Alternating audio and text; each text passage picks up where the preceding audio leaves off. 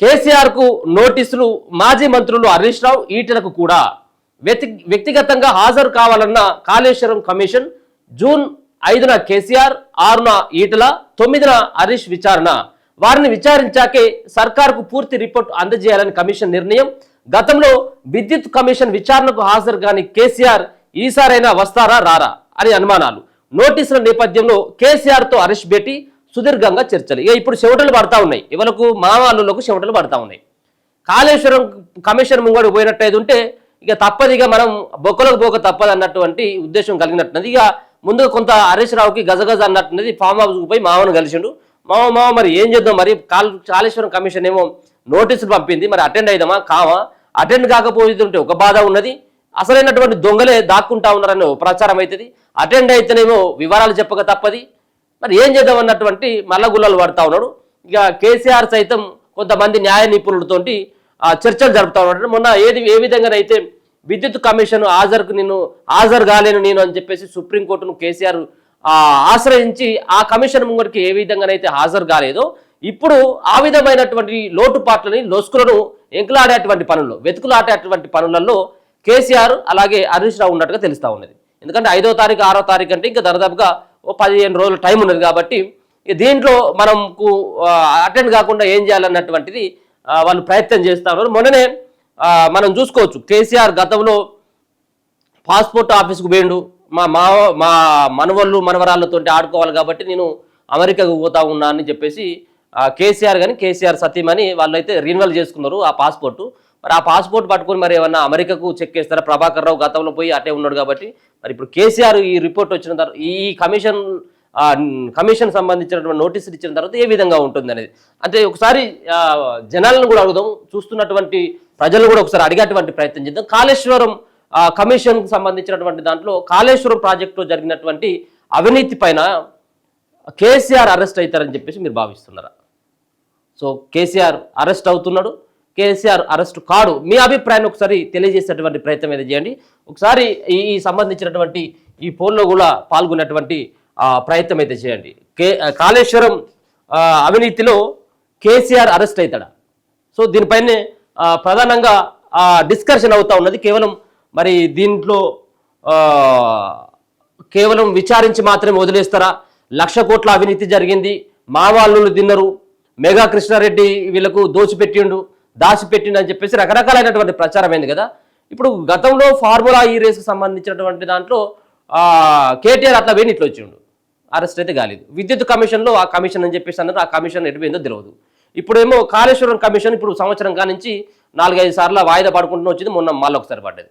మరి ఈసారైనా మరి దీంట్లో అసలైనటువంటి వాస్తవాలని ఈ కమిషన్ వెలికి తీస్తుందా, కేవలం విచారించి మాత్రమే వదిలేస్తుందా లేదనేది ఒక ఫోన్ ట్యాపింగ్ సంబంధించినటువంటి దాంట్లో కూడా ఆ కమిషన్ కనబడతా ఉంది. ఒకసారి కాళేశ్వరం అవినీతిపై కేసీఆర్ అరెస్ట్ అవుతారని మీరు భావిస్తున్నారు అన్నటువంటి పోల్లో అరెస్ట్ అవుతాడు, అరెస్ట్ కాడన్నటువంటి మీ నిర్ణయాన్ని ఒకసారి మీ ఓటు రూపంలో తెలియజేసేటువంటి ప్రయత్నం చేద్దాం. ఇట్లా చివరికి ఈ సంబంధించినటువంటి పోల్లో ఎంతమంది పాల్గొంటారు, ఎన్ని ఓట్లు వస్తాయి నాకైతే కనబడట్లేదు. కేవలం ఇప్పుడున్నటువంటి దాటవేసేటువంటి కార్యక్రమం కనబడతా ఉన్నది. ఇది ఒకవేళ కేసీఆర్ అరెస్ట్ చేయకపోతే, కేసీఆర్ అవినీతి పైన ఈ కాళేశ్వరం ప్రాజెక్టు సంబంధించిన దాంట్లో ఈ కమిషన్ ఈ ప్రభుత్వం బయట పెట్టకపోయినట్టయితే ఇప్పుడు రేవంత్ రెడ్డి గారికి అలాగే కేసీఆర్ గారికి ఏదో ములాఖాత్ అయిందన్నటువంటి అభిప్రాయం ప్రజల్లో కలుగుతుంది. సో ఒకసారి ఆ సంబంధించిన పోల్లో కూడా పాల్గొనండి. అయితే మామను పోయి అల్లుడు కలిసిందట హరీష్ రావు. కాళేశ్వరం జ్యుడిషియల్ కమిషన్ విచారణ కీలక మలుపు తిరిగింది. మాజీ సీఎం బీఆర్ఎస్ అధినేత కేసీఆర్ ను విచారణకు పిలుస్తారా లేదా అన్న చర్చలకు తెరదించుతూ ఆయనకు కమిషన్ నోటీసులు జారీ చేసింది. జూన్ 5న కేసీఆర్ వ్యక్తిగతంగా హాజరు కావాలని నోటీసుల్లో పేర్కొంది. కేసీఆర్ తో పాటు తన ప్రభుత్వం తొలి టర్ములో ఇరిగేషన్ శాఖ మంత్రిగా పనిచేసిన హరీష్ రావు, ఆర్థిక శాఖ మంత్రిగా వ్యవహరించిన ఈటల రాజేందర్ కు సమాన్లు ఇచ్చింది. ఈటలను జూన్ 6న, హరీష్ రావును 9న విచారణకు రావాలని అందులో పేర్కొన్నది. కాళేశ్వరం కమిషన్ గడువును సర్కార్ 2 నెలల పాటు పొడిగిస్తూ సోమవారం ఉత్తర్వులు జారీ చేసింది. ఉత్తర్వులు వెలువడిన మరుసటి రోజే కాళేశ్వరం ప్రాజెక్టుకు సంబంధించి విధానపర నిర్ణయాలు, ఆర్థిక నిర్ణయాల్లో కీలకంగా వ్యవహరించిన కేసీఆర్ తో పాటు హరీష్ రావు, ఈటల రాజేందర్ కు కమిషన్ నోటీసులు పంపింది. 15 రోజుల్లోగా రిప్లై ఇవ్వాలని ఆదేశించింది. వాస్తవానికి ఈ వారంలోనే ప్రభుత్వానికి కమిషన్ రిపోర్టును సమర్పించాల్సి ఉంది. అయితే ఆ ముగ్గురి స్టేట్మెంట్లు లేకుండా రిపోర్ట్ ఇస్తే లీగల్గా సమస్యలు వచ్చే అవకాశం ఉండడంతో వారిని సైతం విచారించాకే రిపోర్ట్ ఇవ్వాలని కమిషన్ నిర్ణయించింది. కేసీఆర్ నిర్ణయం మేరకే నడుచుకున్నామన్న ఆఫీసర్లు. కేసీఆర్ నిర్ణయం మేరకే ఏది గతంలో విచారించిన దాదాపుగా ఎంతమందిని 109 మందిని విచారించారు ఇప్పటి వరకు. ఈ జ్యుడిషియల్ కమిషన్ 109 మందిని విచారిస్తే 109 మంది మాకేం తెలుస్తుంది సార్, ఇది సార్ చేయమన్నాడు, మేము పని కానిచ్చినాం, ఆయన పైసలు ఇచ్చిండు, మేము పని మొదలు పెట్టినాం అన్నటువంటి అభిప్రాయాన్ని ఈ 109 మంది సర్కారులో ఉన్నటువంటి పెద్దల మీద నెట్టేసేటువంటి ప్రయత్నం చేసిండ్రు. అది వాస్తవంగా నెట్టేసేటువంటి ప్రయత్నం. వాళ్ళకు వీళ్ళు చెప్తే, ఈ పెద్దవాళ్ళు చెప్తే వాళ్ళు అక్కడ ఉన్నటువంటి కింద ఉన్నటువంటి అధికారులు, ఇంజనీర్లు వాళ్ళు వెళ్ళినారు. అసలైనటువంటి ఇప్పుడు తిమింగలాలు వీళ్ళు. ఇప్పుడు ఏదైతే నిన్న నోటీసులు అందుకున్నారో అసలైనటువంటి తిమింగలాలు వీళ్ళు. మరి ఈ తిమింగలాలని పట్టుకుంటుందా, ఈ తిమింగలాలని అట్నే వదిలేస్తుందా చూడాలా. కాళేశ్వరం ప్రాజెక్టులో మేడిగడ్డ బ్యారేజ్ కుంగిన ఘటనపై ఇప్పటిదాకా 109 మంది అధికారులు, ప్రైవేటు వ్యక్తులను కాళేశ్వరం జ్యుడిషియల్ కమిషన్ విచారించింది.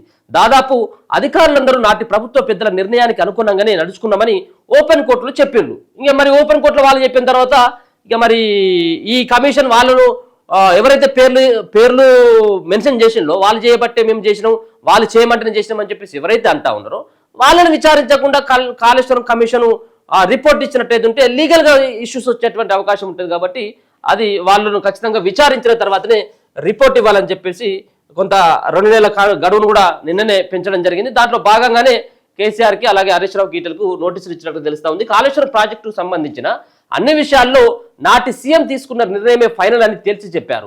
నాటి సీఎం అధ్యక్షతన జరిగిన హై పవర్ కమిటీ మీటింగ్లోనూ తీసుకున్న నిర్ణయాలకు అనుగుణంగానే ప్రాజెక్టు నిర్మాణం జరిగిందని కమిషన్కు అధికారులు వెల్లడించారు. 2016 జనవరిలో ప్రాజెక్టు డిపిఆర్ పై మాజీ సీఎం కేసీఆర్ తొలి రివ్యూ మీటింగ్ నిర్వహించారని మాజీ ఈఎన్సీలు, పలువురు ఐఏఎస్లు కమిషన్ ఓపెన్ కోర్టులో చెప్పారు. ఆయన ఆదేశాలకు అనుగుణంగా అదే ఏడాది మార్చిలో సిడబ్ల్యూసీకి డిపిఆర్ సమర్పించినట్లు తెలిపారు. కాళేశ్వరం ప్రాజెక్టు రీడిజైన్ పై 2016 మార్చి 31న అసెంబ్లీలో కేసీఆర్ స్వయంగా పవర్ పాయింట్ ప్రజెంటేషన్ కూడా ఇచ్చారు. ప్రాజెక్టు గురించి సభ్యులకు వివరించారు. అనంతరం అదే ఏడాది మే 2న ప్రాజెక్టుకు కేసీఆర్ భూమి పూజ చేశారు. అది జరిగిన 5 నెలలకే తొలి హై పవర్ మీటింగ్ నిర్వహించారు. 2016 సెప్టెంబర్ 14న అక్టోబర్ 22న నిర్వహించిన 2 హై పవర్ కమిటీ మీటింగ్ లో వ్యాప్కోస్ డిపిఆర్ లో మార్పులు చేయాలని కేసీఆర్ డిపిఆర్ లో కూడా మార్పులు చేయాలని చెప్పేసి ఆయన సూచించిండు. కమిషన్ విచారణలో అధికారులు కూడా వెల్లడించిన ఈ మీటింగ్ లో యూనిట్స్ ను కమిషన్ అధికారులు కూడా వాళ్ళందరూ కూడా అన్ని ఆధారాలు ఉన్నాయి. ఇప్పుడు అన్ని ఆధారాలు ఉన్నాయి. మరి ఈ ఆధారాలను పట్టుకునే వాళ్ళని బెదిరించాలని ప్రయత్నం చేస్తుందా, లేకపోతే ఇంకా దీన్ని ఏ విధంగా ముందుకు తీసుకెళ్తుంది ఇప్పుడు ఉన్నటువంటి కమిషన్ కానీ సర్కార్ గారు అనేది చూడాలా. దీనిపైన ప్రతి ఒక్క చిన్న చిన్న అంశాలను సైతం ఇక మాకెందుకు వచ్చినటువంటి గోస, చిన్నది వాడు సంపాదించిన వాడు కాబట్టి మాకు వచ్చినటువంటి ఇబ్బంది ఏమున్నది, పని చేయమంటే చేసినాం, మా ఉద్యోగాలు మేము చేసినాం, మాకు అక్కడి నుంచి సార్ చెప్పిండు మేము ఇక్కడ గణించినాం అని చెప్పేసి అన్నటువంటి ఒక మాటను వీళ్ళందరూ కూడా ఒప్పుకున్నారు. ఇక మరి అన్ని చెప్పిన తర్వాత ఏ విధంగా ఉంటుందనేది చూడాలి. ప్రమాదం జరిగిన నీటి నిల్వపై వెనక్కి తగ్గలే. ప్రాజెక్టు అంచనా వ్యయం, నిర్మాణం తదితర అంశాలపై స్టాండింగ్ కమిటీలోనూ చర్చించారని, ఆ తర్వాత కేబినెట్లోనూ చర్చించి ప్రాజెక్టుపై ముందుకు వెళ్లారని అధికారులు స్పష్టంగా కమిషన్కు వివరించారు. ప్రాజెక్టు అంచనా వ్యయం తొలుత 80,119 కోట్లుగా నిర్ణయించిన డిపిఆర్లలో మార్పులకు అనుగుణంగా ప్రాజెక్టు అంచనా వ్యయాన్ని 1.27 లక్షలు అంటే 1,27,000 కోట్ల రూపాయలకు పెంచిల్లట. దాంట్లోనేమో ముందుగా డిపిఆర్లనేమో ముందుగానేమో దాన్ని అంచనా వ్యయమేమో 80,000 కోట్లు. ఆ పని మొదలు పెట్టంగానే ఇక సిమెంట్ రేటు పెరిగింది, స్టీల్ రేటు పెరిగింది, ఈ వీళ్ళ రేటు పెరిగింది, వాళ్ళ రేటు పెరిగింది అనేది దాంట్లో అంచనా వ్యయం దాదాపుగా ఇంకా ఎంత 40,000 కోట్లు పెంచాలి ఎక్కువ. అంటే మొత్తం 1,27,000 కోట్ల రూపాయలు పెంచుతూ నిర్ణయం తీసుకున్నది కేసీఆర్ అని స్పష్టం చేశారు. మరోవైపు అన్నారం సుందిల్ల బ్యారేజ్ లొకేషన్లను మార్చాలంటూ చెప్పింది ఆయనని పేర్కొన్నారు. 2019 అక్టోబర్ 10న మేడిగడ్డ బ్యారేజ్లో తొలిసారి ప్రమాదం జరిగినప్పుడు కూడా నీటి నిల్వపై వెనక్కి తగ్గలేదని, నీళ్లు నింపాలంటూ కేసీఆర్ డైరెక్షన్ ఇచ్చారని అధికారులు స్టేట్మెంట్ ఇచ్చారు. సో మొత్తం అంతా కూడా ఆయనే ఈ డీజిల్ సుందిల్ల అన్నారం సంబంధించిన బ్యారేజ్లో లొకేషన్ కూడా ఇప్పుడు కుక్క పని కుక్క వేయాలి, నక్క పని నక్క వేయాలి, ఎవరి పని వాళ్ళే చేస్తేనే అందంగా ఉంటుంది. గాడి పని గుర్రం చేసి గుర్రం పని గాడి చేస్తే అది ఇబ్బంది అవుతుంది. సో మొత్తానికి చీఫ్ మినిస్టరు పని చీఫ్ మినిస్టర్ చేయాలా, నువ్వు చీఫ్ ఇంజనీర్ లాగా చేస్తే ఇగో ఇట్లాంటి వ్యవహారం తయారవుతుంది. నువ్వు అన్నిటికీ నేనే ఇప్పుడు ఏమంటాడు ఈయన, నా బొట్టు రక్తం దారపోసిన 80,000 పుస్తకాలు చదివినటువంటి అపర మేధావి బొట్టు రక్తం ఇట్లా దారపోస్తే ఏది కుక్కతో ఒక తాకితే ఇప్పుడు కూలిపోయేటట్టుగా అయిపోయింది కాళేశ్వరం ప్రాజెక్టు పని. ఇది నీ పనితీరుకి ఇది ఒక నిదర్శనం. ఎంత 1,27,000 కోట్ల రూపాయలు వీళ్ళ లాయన సొమ్మ, ఇదేమైనా ప్రజల సొమ్ము కదా. 1,27,000 కోట్ల రూపాయలను పెట్టి అది కాళేశ్వరం ప్రాజెక్టులో ఉన్నటువంటి నీళ్ళలో దారపోస్తుంది. సో అది జరిగినటువంటి అంశం. అది సుందిల్లా అలాగే అన్నారం సంబంధించిన లొకేషన్ కూడా కేసీఆరే మార్చమని చెప్పేసి వాళ్ళు స్టేట్మెంట్ కూడా ఇవ్వడం జరిగింది. ఇటు ఇరిగేషన్ శాఖ మంత్రిగా వ్యవహరించిన హరీష్ రావు కూడా ప్రాజెక్టుపై ప్రత్యేక శ్రద్ధ చూపించారు. పనులు జరుగుతున్న దగ్గరుండి చూసుకున్నారు. పలు విధానపరమైన నిర్ణయాలను ఆయన కూడా తీసుకున్నారు. అధికారులు పలు అంశాల్లో ఆదేశాలు ఇచ్చారు అని ఓపెన్ కోర్టులో అధికారులు వెల్లడించారు. బ్యాంకు గ్యారంటీలు, కాంప్లికేషన్ సర్టిఫికెట్లు నాటి ప్రభుత్వ పెద్దలు తీసుకున్న నిర్ణయాలకు అనుగుణంగానే ఇచ్చినట్లు స్పష్టంగా చెప్పారు. ఇక ప్రాజెక్టు నిర్మాణ సమయంలో ఈటల రాజేందర్ ఆర్థిక మంత్రిగా పనిచేశారు. ప్రాజెక్టుకు ఆర్థిక అనుమతులు, బిల్లులు చెల్లింపులు తదితర వ్యవహారాలు ఆయన శాఖ ద్వారానే నడిచాయి. వీళ్ళందరికీ దొంగలు ఒకటే అయిపోయింది, కథ అయిపోయింది. దొంగలు ఏదో ఊళ్ళు పంచుకున్నట్టుగా వాళ్ళు సాయం చేసిన వీళ్ళు సాయం చేసిన మొత్తానికైతే జనాల సొమ్మును మాత్రం అప్పనంగా దారబోసింది. ఇక కేసీఆర్ వస్తారా రారా, నాకైతే నమ్మకం లేదు దొరా, నమ్మకం అయితే లేదు. మళ్ళా ఆయన కేసీఆర్ కమిషన్ ముంగడికి హాజరైతే నా ఇజ్జత్ పోతుంది కావచ్చు, నా పరువు పోతుంది కావచ్చు, నా విలువ పోతుంది కావచ్చు అన్నటువంటి ఆ ఊహలో ఉంటాడు అన్నట్టు అక్కడ. ఎందుకంటే హై లెవెల్లో ఆయన ఊహించుకుంటా అంటాడు కాబట్టి అది ఎంత దూరమైన వెళ్ళేందుకు సుప్రీంకోర్టుకు, హైకోర్టుకు, ఇంకా వేరే కోర్టులు ఏమైనా ఉంటే అది అటుకెళ్ళి కూడా పోయేటువంటి పరిస్థితి ఉంటుంది తప్పించి ఆయన ఈ కమిషన్ ముంగడికి హాజరవుతాడని అయితే నేను అనుకోవట్లేదు. అధికారులు చెప్పిన వివరాల ఆధారంగా రిపోర్టులో వారిపై అభియోగాలు మోపితే ఇబ్బందులు వస్తాయని కమిషన్ భావించింది. ఈ క్రమంలోనే వారిని విచారణకు పిలిచి వారి స్టేట్మెంట్లను తీసుకుంటే బాగుంటుందని కమిషన్ ఆలోచించింది. అందులో భాగంగానే కేసీఆర్, హరీష్ రావు, ఈటల రాజేందర్కు నోటీసులు పంపినట్టు తెలిపింది. అవసరమైతే వీడియో కాన్ఫరెన్స్ ద్వారా కూడా విచారణకు హాజరయ్యేందుకు కమిషన్ అవకాశం ఇచ్చినట్టు సమాచారం. ఎందుకు అవకాశం ఇచ్చింది వీడియో కాన్ఫరెన్స్ ద్వారా అంటే ఆయన హాజరు కాడు, ఇదంతా మళ్ళీ తిక్కబక్క పెడతాడు, ఇదంతా ఆగమాగం అవుతుంది. కాబట్టి ఒకవేళ నీకు పారం మంచిగా లేకపోతుంటే నీ తొంటి ఇరుగుతున్నావు, చేయి ఇరుగుతున్నావు, నువ్వు ఇంట్లో ఉండి కుర్చీలైనా వీల్ చైర్లో ఉండి నీవు మేము అడిగేటువంటి ప్రశ్నలకు వీడియో కాన్ఫరెన్స్ ద్వారా ఏది ఉంటుంది కదా, ఇప్పుడు వీడియో కాల్ చేస్తే మనం మాట్లాడినట్టుగా అట్లా వీడియో కాన్ఫరెన్స్ ద్వారా మాతో సహకరిస్తే సరిపోతుందని చెప్పేసి ఆ సంబంధించినటువంటి అవకాశం కూడా ఇచ్చిందట. అయితే విచారణకు వాళ్ళు హాజరవుతారా లేదా అన్నది ఇప్పుడు ప్రశ్నార్థకంగా మారింది. గతంలో విద్యుత్ జ్యుడిషియల్ కమిషన్ విచారణకు కేసీఆర్ హాజరు కాలేదు, తాను విచారణకు రాలేనంటూ కమిషన్కు లేఖ ద్వారా తెలిపారు. అనంతరం కమిషన్ విచారణ అర్హతపై హైకోర్టులో పిటిషన్ వేశారు. అక్కడ చుక్కెదురు కావడంతో సుప్రీంకోర్టుకు వెళ్లాడు.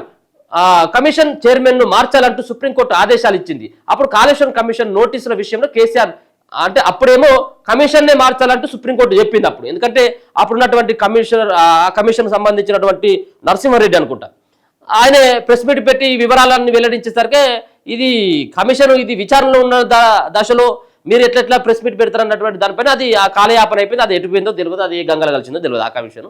సరే మొత్తానికైతే మాత్రం ఇప్పుడున్నటువంటి ఈ కమిషన్ పైన మళ్ళీ సుప్రీంకోర్టుకు వెళ్లేందుకు కేసీఆర్ ప్రయత్నం చేస్తున్నట్టుగా మనకైతే అర్థమవుతా ఉన్నది. ఇప్పుడు కాళేశ్వరం కమిషన్ నోటీసుల విషయంలో కేసీఆర్ ఎలా స్పందిస్తారు అనేది దానిపై ఆసక్తి నెలకొన్నది. అయితే కేసీఆర్ విచారణకు హాజరు కాకుండా ఏం చేయాలన్న దానిపైన కూడా కమిషన్ సిద్ధంగా ఉన్నట్టుగా తెలుస్తా ఉన్నది.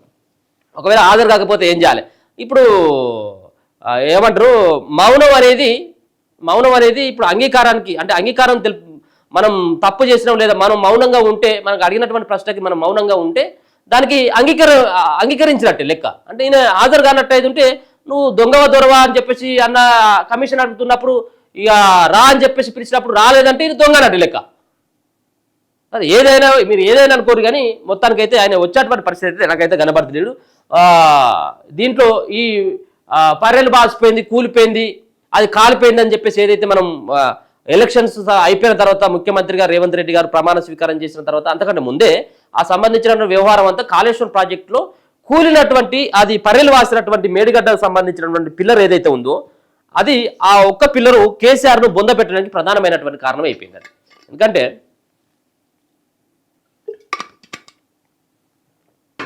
ప్రకృతి చూడండి, ప్రకృతి పగబడితే అది ఏ విధమైనటువంటి వినాశనానికైనా దారితీస్తుంది. నువ్వు ప్రకృతి విధ్వంసం చేసినావు, పైసలు విధ్వంసం చేసినావు, నీకు ఎలక్షన్ల ముంగట అదైంది ఏది ఆ పర్రెలు వాసేది. అది చాలా ఎఫెక్ట్ అయిపోయింది. నీ ఎన్నికల ఓటమికి ఆ పిల్లరు ఆ పరిల్వాసినటువంటి ఆ పిల్లరి కారణం, ఇవాళ కుంగినటువంటి ఇగో ఈ సంబంధించినటువంటి బ్రిడ్జే కారణం. ఇది మేడిగడ్డ బ్యారేజ్ సంబంధించినటువంటి కుంగినే.